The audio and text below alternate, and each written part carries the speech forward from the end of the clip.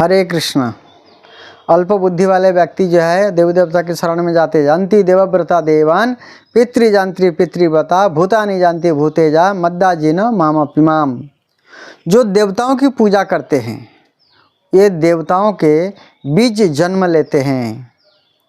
जो पितरों की पूजा करते हैं ये पितरों के बीच जन्म लेते जा उनके पास जाते हैं। और जो मेरी आराधना करेंगे ये मेरे साथ निवास करेंगे वैकुंठ लोक में, भगवान कह रहे हैं। भगवद गीता के 9वां अध्याय के 25वां श्लोक में बताया गया है। जो लोग उच्च ग्रह में प्रवेश करने का प्रयास कर रहे हैं ये वहाँ जा सकते हैं। और जो लोग कृष्ण के ग्रह अर्थात गोलोक वृंदावन में प्रवेश करने की योग्यता प्राप्त करने का प्रयास कर रहे हैं ये ही कृष्ण चेतना की प्रक्रिया द्वारा यहाँ प्रवेश कर सकते हैं, अर्थात वो गोलोक वृंदावन धाम जा सकते हैं। भारत जाने से पहले हम यह विवरण प्राप्त कर सकते हैं कि देश कैसा है। किसी स्थान को सुनना पहला अनुभव है। इसी प्रकार यदि हम उस ग्रह के बारे में जानकारी प्राप्त करनी है अर्थात जहाँ भगवान रहते हैं, जहाँ भगवान के धाम है, तो हमें सुनना होगा वहाँ के बारे में। हम तुरंत कोई प्रयोग करके वहाँ नहीं जा सकते हैं, यह संभव ही नहीं है। लेकिन हमारे पास वैदिक साहित्य में सर्वोच्च ग्रह के बहुत सारे वर्णन है, क्योंकि अलग अलग जो लोग हैं धाम है उनका बहुत सारा वर्णन है, हम शास्त्रों से मिलेगा। उदाहरण के लिए ब्रह्म संहिता में कहा गया है, स्वयं ब्रह्मा जी भगवान के धाम का विवरण करते हैं कि कैसा है भगवान का धाम। चिंतामणि प्रकर सद्म सुकल्प वृक्ष लक्षाभितेषु सुरभिर अभिपालयन्तम लक्ष्मी सहस्त्र शतसंभ्रम सेव्यमानम गोविंदम आदि पुरुषम तमहम भजामि। अर्थात भगवान का जो धाम है चिंतामणि पत्थर से बना हुआ है। चिंतामणि पत्थर, हम एक संगमरमर लगा लेते हैं, कितना हम उसको ये समझते हैं, लेकिन जो पत्थर वहाँ लगा हुआ है जो चिंता करेंगे वही मिल जाएगा। अर्थात ब्रह्मा जी कहते हैं मैं गोविंद का पूजा करता हूँ, मैं भगवान गोविंद का ही पूजा करता हूँ। आदि भगवान है, प्रथम पूर्वज, मैं गायों को चराने वाले, सभी इच्छाओं को पूरा करते हैं भगवान। आध्यात्मिक रत्नों से बने निवास में रहते हैं भगवान। लाखों इच्छा पूर्ति करने वाले पेड़ों से घिरे हुए अर्थात कल्प वृक्ष से, जिनकी हमेशा सैकड़ों हजारों लोगों द्वारा बड़ी श्रद्धा और स्नेह के साथ सेवा की जाती है, अर्थात करोड़ों लक्ष्मियाँ वहाँ पर सेवा करती है। लक्ष्मी या गोपियों का अन्य विस्तृत विवरण भी दिए गए हैं, विशेष रूप से ब्रह्म संहिता में, क्योंकि बहुत सारे गोपियाँ हैं जो भगवान की सेवा इस प्रकार से करते हैं। जो लोग परम सत्य को महसूस करने का प्रयास कर रहे हैं उन्हें परम सत्य के उस पहलू के अनुसार वर्गीकृत किया गया है जिस पर वे ध्यान केंद्रित करते हैं। जो लोग ब्रह्म पर ध्यान केंद्रित करते हैं निर्विशेषवादी, उन्हें ब्रह्मवादी कहा जाता है। आमतौर पर जो लोग पूर्ण सत्य को महसूस करने की कोशिश कर रहे हैं उन्हें सबसे पहले ब्रह्म ज्योति का एहसास होता है। जो लोग परमात्मा पर ध्यान केंद्रित करते हैं अर्थात भगवान के अपने हृदय में ध्यान केंद्रित करते हैं, जोगी लोग होते हैं, भगवान का स्थानीय रूप जिसे परमात्मा कहा जाता है उन्हें परमात्मावादी के रूप में जाना जाता है। परम भगवान अपने पूर्ण अंश से प्रत्येक व्यक्ति के हृदय में विराजमान है। प्रत्येक व्यक्ति के हृदय में परमात्मा के रूप में जो क्षीरोदकशाही विष्णु है वो विराजमान है। और ध्यान तथा एकाग्रता के व्यक्ति इस स्वरूप को समझ सकते हैं। वह न केवल सबके हृदय में है बल्कि सृष्टि के प्रत्येक अणु में भी स्थित है। अणु परमाणु सब में यह परमात्मा प्राप्ति दूसरा चरण है। तीसरा और अंतिम चरण भगवान अर्थात सर्वोच्च व्यक्तित्व भगवान के प्राप्ति है, क्योंकि अनुभूति के 3 मुख्य चरण है।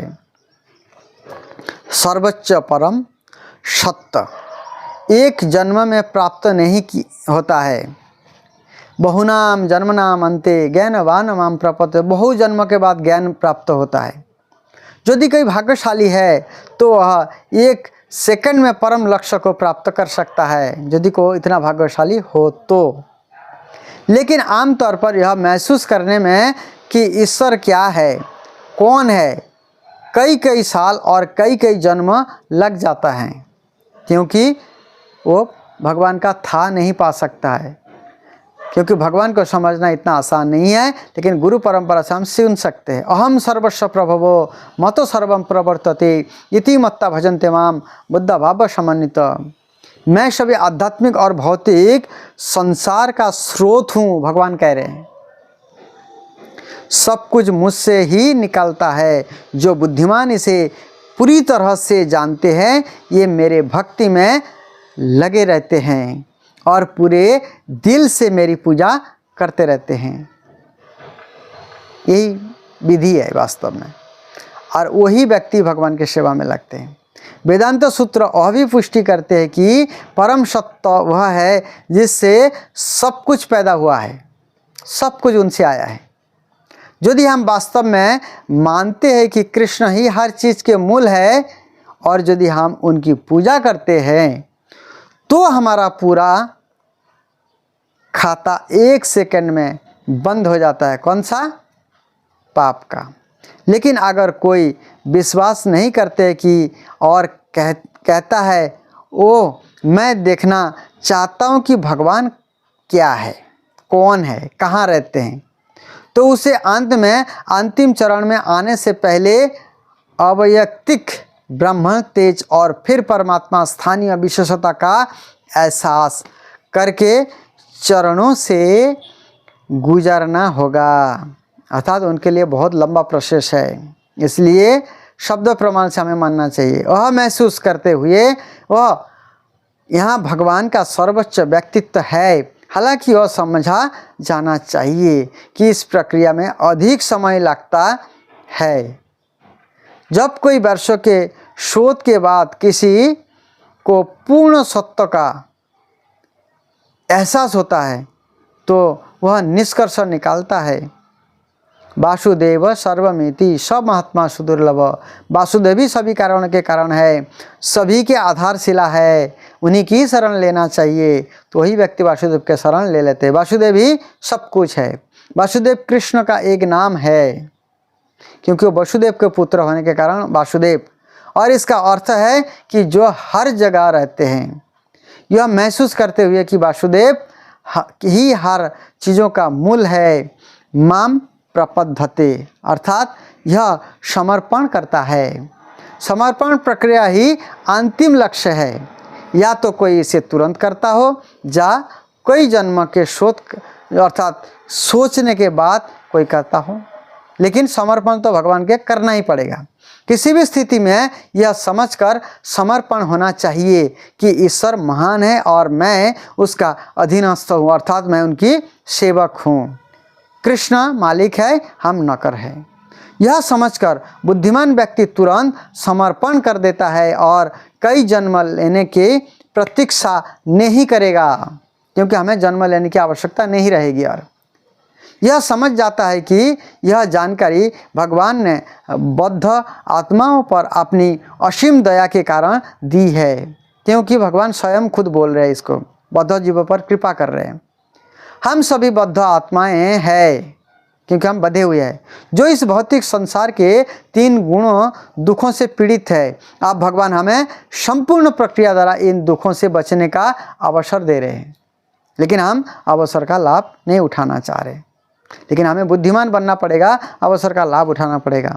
इस बिंदु पर कोई यह पूछ सकता है कि यदि सर्वोच्च व्यक्तित्व ही अंतिम लक्ष्य है और व्यक्ति को उसके प्रति समर्पण करना ही है, तो दुनिया में पूजा की इतनी सारी अलग अलग प्रक्रिया क्यों है? तमेव माता च पिता तमेव बिंदुश्च सखा तमेव, भगवान ही सब कुछ है। इस प्रश्न का उत्तर अगले श्लोक में दिया गया है। जब है सब कुछ एक है, फिर भी क्यों आ रहे? कामेस्ते हित ज्ञानम प्रपद्धन्ते अन्य देवता। अपने अपने काम की इच्छा के कारण अलग अलग देवता की हम क्या करते हैं, शरण लेते हैं। तम तम नियमास्थाय प्रकृता नियताशया। जिनके मन भौतिक इच्छाओं से विकृत हो जाते हैं, अर्थात कुलुषित हो गया है भौतिक इच्छाओं के द्वारा, वही देवताओं के प्रति समर्पण करते हैं और अपनी प्रकृति के अनुसार पूजा के विशेष नियम और विनिमयों का पालन करते रहते हैं, क्योंकि उनको संसार की चीज़ें चाहिए। इस वजह से दुनिया में कोई अलग अलग प्रकार के लोग हैं, दुनिया में कई प्रकार के लोग हैं और ये भौतिक प्रकृति के विभिन्न तरीकों के तहत कार्य कर रहे हैं। सामान्यतया अधिकांश मनुष्य मुक्ति के लिए और मुक्ति के पीछे ही जात पड़े रहते हैं। कई लोग मुक्ति के पीछे नहीं हैं। यदि आध्यात्मिकता अपनाते हैं तो ये आध्यात्मिक शक्ति से कुछ हासिल करना चाहते हैं, अर्थात कुछ भौतिक चीज़ पाना चाहते हैं। भारत में यह असामान्य बात नहीं है कि कई व्यक्ति किसी स्वामी के पास जाए और कहे, स्वामी जी क्या आप मुझे कुछ दवा दे सकते हैं, मैं इस बीमारी से पीड़ित हूँ। अर्थात साधु को कुछ ना कुछ मांगने के लिए जाते हैं, जबकि उस साधु के पास कुछ नहीं होता है। होते कृष्ण होते, लेकिन कृष्ण को नहीं मांगते, उसको संसारिक चीज़ चाहिए। वो सोचता है कि चूँकि डॉक्टर बहुत महंगा है, इसलिए वह ऐसे स्वामी के पास जा सकता है जो चमत्कार कर सकता है, चमत्कार कर देता है। चमत्कारी को सब नमस्कार करते हैं। भारत में भी ऐसे स्वामी जी हैं जो लोग के घरों में जाते हैं और उपदेश देते हैं, यदि आप मुझे 1 अंश सोना अर्थात 1 तोला सोना दें तो मैं इसे 100 अंश सोना बना सकता हूँ। लोग सोचते हैं मेरे पास 5 अंश सोना है, मुझे उसे दे दो और मुझे 500 बना दो। इस प्रकार के चमत्कार लोग चाहते हैं। इस तरह स्वामी गांव का सारा सोना इकट्ठा कर लेता है और इकट्ठा करने के बाद वह गायब हो जाता है। वह हमारी बीमारी है। जब हम किसी स्वामी या मंदिर या चर्च में जाते हैं तो हमारा दिल भौतिक इच्छाओं से भर जाता है, इसलिए ऐसे ठग लोगों के शरण में हम जाते हैं, इसलिए ऐसे ठगे भी जाते कई बार। आध्यात्मिक जीवन से कुछ भौतिक लाभ की चाहत में हम अपने स्वास्थ्य को फिट रखने के लिए योग का अभ्यास करते हैं, लेकिन स्वस्थ रहने के लिए योग का सहारा क्यों लें? नियमित व्यायाम और नियंत्रित आहार से हम स्वस्थ बन सकते हैं। योग करने की आवश्यकता नहीं है यदि हम थोड़ा सा खान पान को सही कर दें। योग का सहारा क्यों ले? क्योंकि कामेस्ते हित ज्ञानम, अब कामेस्ते हित ज्ञानम मतलब काम में हम भरे हुए हैं, इसलिए तरह तरह के हम करते हैं। खुद को फिट रखने और चर्च जाकर जब भगवान को अपना आदेश और पूर्तिकर्ता बनाकर जीवन का आनंद लेने की भौतिक इच्छा का खोज करते रहते हैं, भौतिक इच्छाएं रखते हैं। भौतिक इच्छाएं रखते हुए मनुष्य विभिन्न देवताओं की पूजा करते हैं। उन्हें कोई अंदाज़ा नहीं है कि पदार्थ से बाहर कैसे निकला जाए, अर्थात हमें कैसा भी करके सांसारिक चीज़ें चाहिए। भौतिक संसार की चीज़ के लिए पागल है। ये भौतिक संसार का सर्वोत्तम क्षमता से उपयोग करना चाहते हैं, जो भी है उसको पाना चाहते हैं। उदाहरण के लिए वैदिक साहित्य में बहुत सारी सिफारिशें है बहुत सारी। यदि कोई अपनी बीमारी ठीक करना चाहते हैं तो सूर्य की पूजा करता है। बहुत सारा तरह तरह के देवता का पूजा का विधान है, ये चाहिए तो ये करो, ये चाहिए तो ये करो। या यदि कोई लड़की एक अच्छा पति चाहते तो भगवान शिव की पूजा करती है, क्योंकि भगवान शिव उनको वर देते हैं। या यदि कोई सुंदर बनना चाहता है तो वह ऐसी पूजा करती है और ऐसे भगवान की, या फिर कोई शिक्षित बनना चाहते हैं तो उसकी पूजा करता है। जो जैसा चाहते हैं वो उस हिसाब से उनके साथ जुड़ जाते हैं। इसलिए आज देखिए बहुत सारे गुरु लोग हैं जो इनको जो चाहिए वहाँ जुड़ जाते हैं। सरस्वती इस तरह पश्चिमी लोग अक्सर सोचते हैं कि हिंदू बहु देवतावादी है, लेकिन वास्तव में यह पूजा ईश्वर की नहीं बल्कि देवताओं की है। हमें यह नहीं सोचना चाहिए कि देवता भगवान है, देवता डेमीगॉड्स है, भगवान का जो है सरकार चला रहे। ईश्वर एक है, कृष्ण ही मूल पुरुषोत्तम है, लेकिन ऐसे देवता भी है जो हमारी तरह जीवित संस्थाएं भी है। अंतर यह है कि उनके पास काफ़ी मात्रा में शक्ति होती है, क्योंकि वो शक्ति भी भगवान प्रदान करते हैं, वो अपना तपस्या पुण्य कर्म के कारण कमाते हैं। इस धरती पर कोई राजा, राष्ट्रपति या तानाशाह हो सकता है, ये हमारे जैसे लोग हैं, लेकिन उनके पास कुछ असाधारण शक्ति है। इस वजह से वो लोग उनके पीछे भागते रहते हैं और उनसे अनुग्रह प्राप्त करने के लिए, उनकी शक्ति का लाभ उठाने के लिए हम एक तरह से उनकी पूजा करते हैं, अर्थात उनका कहना मानना, उनके पीछे पीछे घूमना, उनकी चापलूसी करना, ये भी उनकी पूजा हुआ। या एक और, लेकिन भगवद गीता देवताओं की पूजा की निंदा करती है। क्यों? क्योंकि वो स्वयं बोलते हैं कि कृष्ण की सेवा में लाओ। वो श्लोक स्पष्ट रूप से बताते हैं कि लोग काम, भौतिक वासना के कारण देवताओं की पूजा करते हैं, कृष्ण की पूजा नहीं करते, क्योंकि कृष्ण भौतिक चीज़ें नहीं देते। लेकिन बुद्धिमान बनना पड़ेगा, जो भी चाहिए अपने बाप से मांगना चाहिए। यह भौतिक जीवन केवल वासना पर आधारित है, क्योंकि कुछ भोगने के लिए इस शरीर को दिया जाता है। हम इस दुनिया का आनंद लेना चाहते और हम इसी भौतिक दुनिया से प्यार करते हैं, क्योंकि हम अपनी इंद्रियों को संतुष्ट करना चाहते हैं। हम अपने इंद्र सुख चाहते हैं, यहाँ से मेरे को खाने के लिए मिल जाए, सोने के लिए मिल जाए, इंद्र तृप्ति करने के लिए मिल जाए, यही चाहते हैं हम। यह वासना ईश्वर के प्रति हमारे प्रेम का विकृत प्रतिबिंब है। विकृत का मतलब है वहाँ पर प्रेम है, यहाँ पर काम है। हमारे मूल हमें ईश्वर से प्रेम करने के लिए बनाया गया है, हमें बनाया गया है, लेकिन क्योंकि हम ईश्वर को भूल गए हैं, हम पदार्थों से प्रेम करते हैं। क्योंकि प्रभुपाद जी कहते हैं, जो जीओडी गॉड का सेवा नहीं करेगा वो उल्टा करेगा, डॉग का सेवा करेगा। आज हो रहा है, अब देखिए जगह जगह लोग कुत्ते की सेवा कर रहे हैं, भगवान की सेवा नहीं करते हैं। भगवान से प्रेम नहीं करते, कुत्ते से प्रेम करते हैं। हम कुत्ते से प्रेम करने के लिए मना नहीं कर रहे, लेकिन भगवान से तो प्रेम करें। दरअसल हम अक्सर देखते हैं कि जब किसी के बच्चे नहीं होते तो उसे बिल्ली या कुत्ता बहुत पसंद आता है, क्योंकि हम कुछ चाहते हैं और हमें कुछ प्यार करने की ज़रूरत होती है, क्योंकि उससे हम कुछ वो हमें बोलता है, हमारे मतलब आंसर देता है, इसलिए हम भी उसी से प्रेम करने लग जाते हैं। वास्तविकता के अभाव में हम अपना विश्वास और प्यार बिल्ली और कुत्तों में रखते हैं।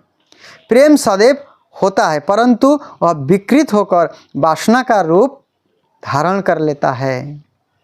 प्रेम तो सबसे करना है, लेकिन मूल प्रेम जो है कृष्ण से करना है। जब यह वासना भ्रमित हो जाता है तो हम क्रोधित हो जाते हैं।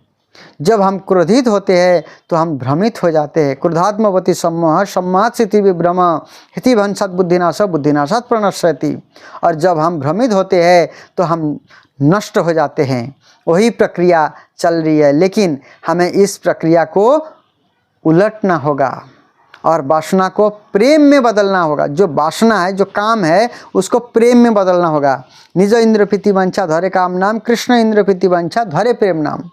यदि हम ईश्वर से प्रेम करते हैं तो हम हर चीज़ से प्रेम कर सकते हैं, परंतु यदि हम परमेश्वर से प्रेम नहीं करते तो किसी भी चीज़ से प्रेम करना संभव ही नहीं है। हम सोच सकते हैं कि यह प्यार है, लेकिन यह बस वासना है, केवल वासना, उसमें से कुछ चाहते हैं हम। ये एक आकर्षक रूप है। जो लोग वासना से कुत्ते बन गए हैं, उनके बारे में कहा जाता है कि उन्होंने सारी अच्छी समझ खो दी है। अर्थात कुत्ता बनने का मतलब है जो कुत्ते से प्रेम करते हो, हमेशा कुत्ता का चिंतन करता है, अंत समय में कुत्ता स्मरण आते हैं, फिर उसको अगले जीवन में कुत्ता बनना पड़ता है। कामस्ते स्ते हित ज्ञानम, यही ज्ञान का जो हित है वो खत्म हो जाता है। शास्त्र में देवताओं की पूजा के लिए कई नियम और कानून है, और कई यह सवाल कर सकता है कि वैदिक साहित्य जो है, वैदिक साहित्य ने उनकी पूजा की सिफारिश क्यों की। बहुत सारे सिफारिश है, लेकिन जिनको जो चीज़ चाहिए उसके हिसाब से उनकी पूजा करनी पड़ती है। आवश्यकता तो वो है ही। जो लोग वासना से प्रेरित होते हैं, ये किसी चीज़ से प्रेम करने का अवसर चाहते हैं। वास्तव में जो हम देवी देवता से चाहते हैं, देवी देवता भी भगवान से लेके देते हैं, अपनी तरफ से कुछ नहीं दे सकते हैं। और देवताओं का सर्वोच्च भगवान के अधिकारियों के रूप में स्वीकार किया जाता है। विचार यह है कि जैसे ही कोई इन देवताओं की पूजा करता है, उसमें धीरे धीरे कृष्ण भावनामृत विकसित हो जाएगी। अर्थात कोई पूजा भी कर रहा है, धीरे धीरे उनके आस्था बढ़ता जाएगा, धीरे धीरे भगवान में आस्था बढ़ेगा। परंतु यदि कोई पूरी तरह से नास्तिक और अवज्ञाकारी है और किसी भी प्राधिकार से के विरुद्ध विद्रोही है, तो क्या आशा है उससे। इसलिए किसी उच्च व्यक्तित्व के प्रति आज्ञाकारिता देवताओं से शुरू हो सकती है, क्योंकि हम से कम सत्वगुण तो बने। हालांकि यदि हम सीधे सर्वोच्च भगवान की पूजा करते हैं तो देवताओं की पूजा आवश्यक नहीं रहती, क्योंकि कृष्ण की पूजा करने से सबका पूजा हो जाता है। जो लोग सीधे तौर पर परमेश्वर की पूजा करते हैं, ये देवताओं के प्रति पूरा सम्मान दिखा देते हैं। जैसे एक पेड़ के जड़ में पानी डालने से पूरा पेड़ हरा भरा हो जाता है, लेकिन उन्हें उनकी पूजा करने की आवश्यकता नहीं है, क्योंकि ये जानते हैं कि देवताओं के पीछे सर्वोच्च सत्ता भगवान का परम व्यक्तित्व है, क्योंकि ये सब भगवान का सरकार है। भगवान ने इनको पद दिए है, भगवान ने इनको रखे हैं और ये उनकी पूजा करने में लगे हुए हैं। किसी भी मामले में सम्मान अभी भी यहाँ है। भगवान का भक्त एक चींटी के प्रति भी सम्मान दिखाता है, क्योंकि वो देखता है ये इनके शरीर में भी भगवान है, भगवान के परमात्मा रूप में भगवान का जीव है। देवताओं के बारे में तो बात ही क्या है, वो तो अच्छे भक्त है ही है। भगवान के भक्त जानता है कि सभी जीव भगवान के अंश है और ये केवल अलग अलग भूमिकाएं निभा रहे हैं। इसलिए भक्त जो है हर जीव का सम्मान करते हैं। परमेश्वर के संबंध में सभी प्राणियों का सम्मान किया जाना चाहिए, क्योंकि भगवान कहते हैं सभी जीवों में मैं हूँ परमात्मा के रूप में। इसलिए एक भक्त दूसरे को प्रभु कहता है। हम लोग भक्त लोग जैसे प्रभु जी कहते हैं, इसीलिए क्योंकि वो मालिक है, जिसका अर्थ है मेरे प्रिय श्रीमान, मेरे प्रिय स्वामी। विनम्रता का भाव प्रकट करते हैं। भगवान के भक्त के लिए एक योग्यता है, भक्त दयालु और आज्ञाकारी होते हैं। हम लोग देखिए जैसा भी है, भगवान जैसे आदेश दिए, गुरु महाराज जैसे आदेश देते, इस प्रकार से कार्य करते हैं। ये योग्यता होनी चाहिए भक्त में। निष्कर्षतः यदि कोई भगवान का भक्त बन जाता है तो सभी अच्छी योग्यता अपने आप विकसित हो जाएगी, क्योंकि वो अच्छा कर्म करने लगेंगे, हरिनाम करने लगते हैं, तो धीरे धीरे जो है उनके अंदर सारे क्वालिटीज आने लग जाती है। जीव स्वभाव से उत्तम है, परंतु वासना के दूषित होने के कारण वह विकार हो जाते हैं। जैसे पानी धरती में आता है, लेकिन जैसे धरती को स्पर्श करता है वो मैला हो जाता है। जो सोने का अंश है वो भी सोने का है, और जो पूर्ण का अंश है वह भी पूर्ण है, क्योंकि भगवान पूर्ण है इसलिए हम लोग भी पूर्ण है, लेकिन हम लघु है, भगवान विभु है। ओम पूर्णमदः पूर्णमिदं पूर्णात् पूर्णमुदच्यते पूर्णस्य पूर्णमादाय पूर्णमेवावशिष्यते। भगवान पूर्ण है, भगवान से जो आता है वो भी पूर्ण है, भगवान से जो अवशेष रह जाता है वो भी पूर्ण है। इसलिए भगवान में जो जुड़ जाते हैं वो भी पूर्ण है। हम सब भगवान का अंश होने के नाते हम भी पूर्ण है। भगवान का व्यक्तित्व परिपूर्ण और पूर्ण है, क्योंकि वह पूरी तरह से परिपूर्ण है। उससे निकलने वाली सभी चीज़ें, जैसे कि यह अभूतपूर्व दुनिया अर्थात ये प्रकृति पूरी तरह से सुसज्जित है। पेड़ पौधे हर एक चीज़, इसमें कितना पहाड़ पर्वत नदी नाला जो कुछ पूर्ण से उत्पन्न होते हैं वह भी अपने आप में पूर्ण होता है, क्योंकि वह संपूर्ण है। भले ही उससे इतनी सारी पूर्ण इकाइयाँ निकली है। जैसे कभी देखिए धरती भगवान ने बना दी, उसको कभी उलट पलट कर से धरती के जगह पे अपने पर्वत बना दिए कि नदी बना दिए, ऐसा तो नहीं है। जहाँ है वहीं है, फिर भी यह पूर्ण संतुलन बना रहता है, क्योंकि कभी भी इसको परिवर्तन नहीं कर, थोड़ा बहुत छेड़खानी कर सकते हैं। पदार्थ के प्रदूषण के कारण पूर्ण जीव नीचे गिर जाते हैं, लेकिन कृष्ण चेतना की यह प्रक्रिया उसे फिर से पूर्ण बना देती है जब आप भगवान के शरण में आ जाएंगे। भगवान की कृपा में आप छत्र छाया में रहेंगे। कृष्ण के माध्यम से वह वास्तव में खुश हो सकता है और भौतिक शरीर को छोड़ने के बाद इस राज्य में प्रवेश कर सकता है। कहाँ? वैकुंठ जगत, जहाँ शाश्वत जीवन, आनंद और पूर्ण ज्ञान है, क्योंकि भगवान पूर्ण है। इस तरह परम कृष्ण सच्चिदानंद विग्रह अनादिर आदिर गोविंद सर्व कारण कारण, भगवान समस्त कारणों के कारण है, सभी के मालिक है, सर्वश्रेष्ठ है, उनकी कोई आदि नहीं है, सबको बनाने वाले हैं। इसलिए कृष्ण की शरण में जाना चाहिए, कृष्ण की सेवा में आना चाहिए और कृष्ण को ही अपना प्रेम सर्वस्व सौंप देना चाहिए। यही बुद्धिमानी है सभी जीवों का। सबको कृष्ण भक्ति करनी चाहिए, तभी अपना कल्याण हो सकता है, तभी इस कष्टों से हम बच सकते हैं, तभी हमारा जीवन सुखदायी और मंगलमय हो सकता है। और कोई अन्य उपाय नहीं है। और शरण में जाने का सबसे उत्तम उपाय है, सबसे उत्तम भजन है हरे कृष्णा कृष्ण कृष्ण हरे हरे, हरे राम राम राम हरे हरे। केवल इस मंत्र का जप किया जाए और किसी मंत्र की आवश्यकता नहीं है। कोई अपने मन से ना बनाए, ये स्वयं चैतन्य महाप्रभु ने दिए हैं, जो राधा कृष्ण है स्वयं, जिनको पाना है उन्होंने ये मंत्र दिए हैं। ये मुझे पाना है तो इसी मंत्र के जप से तुम पा सकते हो। लेकिन आजकल से बहुत से तथाकथित गुरु है जो अपने अपने मैन्युफैक्चरिंग चालू कर दिए, अपना नियम चालू कर दिए, ये करेंगे तो ये हो जाएगा, वो करेंगे तो वो हो जाएगा, लेकिन ऐसा संभव नहीं है।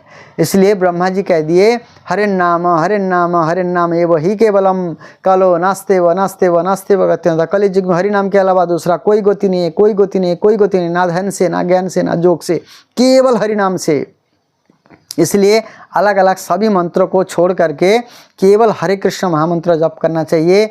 इसमें सारे शक्ति भगवान ने डाल दी है। नाम कारी निज शक्ति, निज सर्वशक्ति, तत्रस्पिता नियमित स्मरण काला, हर समय इसको स्मरण कर सकते हैं। इसमें कोई नियम कानून कुछ नहीं डाले हैं।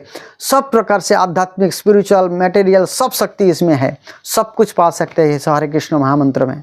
इसलिए बुद्धिमान बनना चाहिए, बुद्धिमान बनिए और हरे कृष्ण महामंत्र को अपने